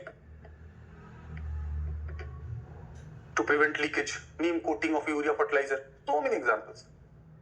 For bypass surgery, lowering the cost of stents. India emerging as pharmaceuticals of the world. India has exported many. So COVID-19 also, reference to COVID-19 will make your answer more contemporary. So just add on, enrich your answer. That how vaccine diplomacy, how export of chloroquine to America, or although in COVID the UP government was criticized for not taking, but it was a new challenge and it was unprecedented challenge. First priority was saving life, then to save life and to save livelihood as well.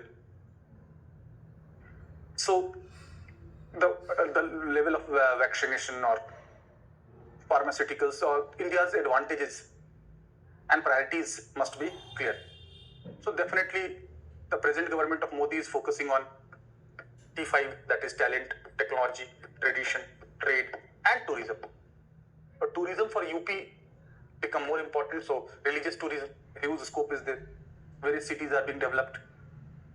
I discussed what he said in global investment summit. So political statement we have to not refer. Whatever is said in party meeting or in rally, we have not to quote that. But that related to good governance, you can quote, no problem. There is no political biasness in that. So those relating to that. So now we are reaching to the fag end. So I said earlier also that I will conclude the class by rewriting second ARC. Second ARC I have written, but I will rewrite it to reinforce that this thing, if it is in your mind and figure is in your mind, then your ease of writing answer as per the demand of the question will be more, coupled with certain facts and examples specific. But facts and examples are only to supplement. Ultimately, your marks in mains depend upon understanding of the issue and systematic presentation of the answer. So as I said, I will conclude with second ARC rewriting it again. So I am writing in this manner. Pirappa P4. Pirappa Moily. And this cutting it off. So first is, of course, in good governance, citizen is to be treated as client citizen. Citizen-centric administration. Citizen-centric administration. Heart of governance. Then next, C, capacity building to resolve conflicts. Friction to fusion. Then crisis management. I'm writing fast because I've written already, and just to reinforce what we have done. Crisis management, despair to hope. Despair to hope. Combating terrorism with righteousness. Combating terrorism with righteousness. More than 1500 recommendations are there. Many students ask in class that there are so many books in market, so many voluminous things in internet, the things are so much lengthy. How to make it exam oriented? What are important and what are less important? So what I have discussed in the class is after due research and screening. Means otherwise every report is so much voluminous that will not serve the purpose of exam. You are not going to become expert of for studying ARC, but you have to write exam simply. So e-governance, the smart way forward. Simple, moral, accountable, responsive, transparent. Ethics in governance, the most elaborate chapter. I have discussed in today's class also very elaborately. Then right to information based on implied in Article 19, RTI and 2005 and other mechanisms.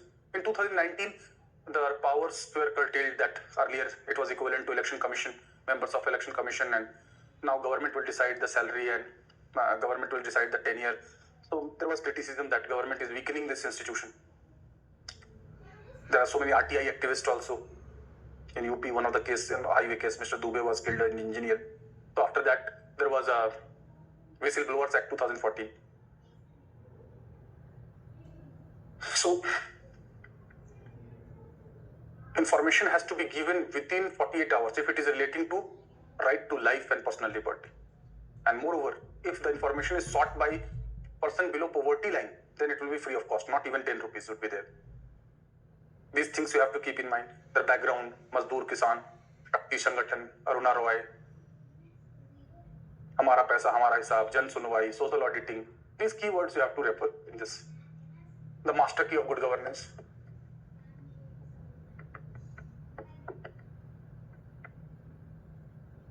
Then shared capital, social capital, social capital.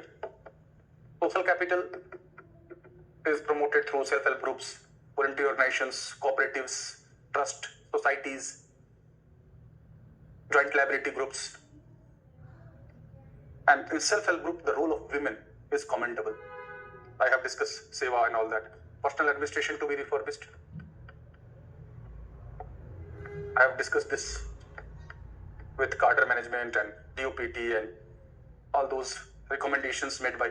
Second, ARC has also favored abolition of MP-led and MLA-led local area development program, although that has not been done. So there are many recommendations. Still scaling new heights, public order, justice for each, peace for all. Exact language if you are knowing.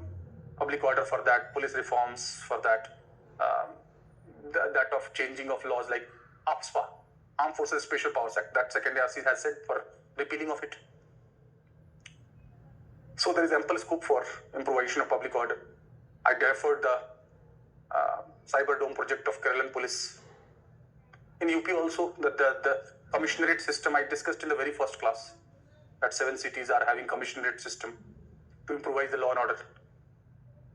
So you have to be specific because law and order is so important issue for the state of UP. Then administration at district and state level. Then human capital to be unlocked. Language it is used for it is entitlement and governance. Then managing financial administration.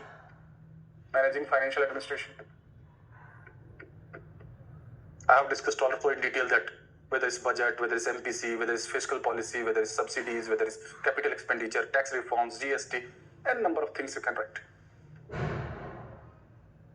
So financial administration, fiscal discipline, they are all efficiency, economy and effectiveness. Economy comes in. So you have to fit whatever you have studied, you have to correlate the things. Then organizational structure of Government of India.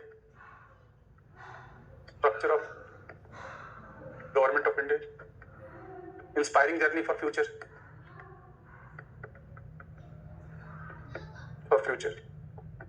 And local self-government. So that already you know. Now, last tip that I would like to give before formally finishing the class, that go in exam hall with open-minded. Don't think that everything you will have prototype, mugging of the things and then you will be writing answer, particularly in governance. Here, there are things which are applied. Many things which you see around based on your own experiences. That must be actually correct. You can refer. If you are having good experience of that, be it in relation to police or be it in relation to administration or be it in relation to online thinking, online delivery or anything, be it water supply or be it electricity or be it bill payment, wherever, you will have your own experiences. So this part of your syllabus is more applied in nature. However, this does not mean overload the answer with so many examples and your personal experiences. They are just to enrich your answer. Oh, achar hai, chawal, dal nahi. The core principle is, of course, the things that I started with, the theoretical underpinnings, the core concepts. You are writing Citizen Charter and you are not writing QCS VAT. Then your answer would be superficial because they would lack the very base foundation. Foundation must be strong and then only you can add on the examples and applied in nature and then few examples if you give and many acronyms are being there. So that will concretize your answer. And always keep in mind, don't write the things which have not been asked. In answer writing, many times you try to demonstrate your knowledge. Try to write the essay on that topic rather than answer of that. So answer is different from essay. And always see the question paper. If it says illustrate, give examples. Says evaluate, both give plus and minus, pros and cons. Examine to test the righteousness. Comment means not to elaborate the statement, but to have critical on that statement along with your personal view. Then the different word. Explain means use simple language as if you are explaining a kid. So light upon, don't go into deep. Just highlight the issues. Analyze, break the issue, topic into subtopic, into discuss, go in detail and depth. So what question is saying? You have to be very careful about it. Always keep in mind that you are writing answer, not essay. Always keep in mind that what has been asked. Always keep in mind what is the primary demand of the question, what is the secondary demand of the question. Always keep in mind that you must have understood the question well before you start writing. Don't see the topic and start writing like essay. And ultimately, practice has no substitute. If you think just by seeing it, and just by thinking it, just by reading it, just by recalling it, just by making mnemonics of it, or just by repeating it, nothing will happen on ground unless you translate it into action, actually writing answers. When you start writing, you will have many problems. Accept those problems. That is very natural. Don't get embarrassed or lose confidence. Some students may have problem in elaboration, some may have problem in limiting it in few words, some will have the problem in giving too much long introduction, some think where to start from, some do ending the answer without conclusion. Different students have different DNA, different problems, different kinds of weaknesses, and hit your weaknesses hard. That you can hit hard only when you come to know about your weaknesses. And weaknesses are best manifested when you start writing. When you speak your mind, or when you speak your mind by writing. Writing is very, very, very important. Whatsoever class you do, howsoever knowledge you may have, howsoever n number of times repetition you have done. But if you don't have habit of writing, I don't suggest write too many answers in a day. Consistency is more important. Give time, think over it, and stay with it. Just like meditation, you keep concentration. So if you stay with it, concentrate in it, then it retains. If you run away, then it evaporates. It is a very simple rule. So with that note, I wish you all the best. Even if it is new format, I have covered each topic and subtopic and implied topics, best of my knowledge. And I wish you all the best for the ensuing exam.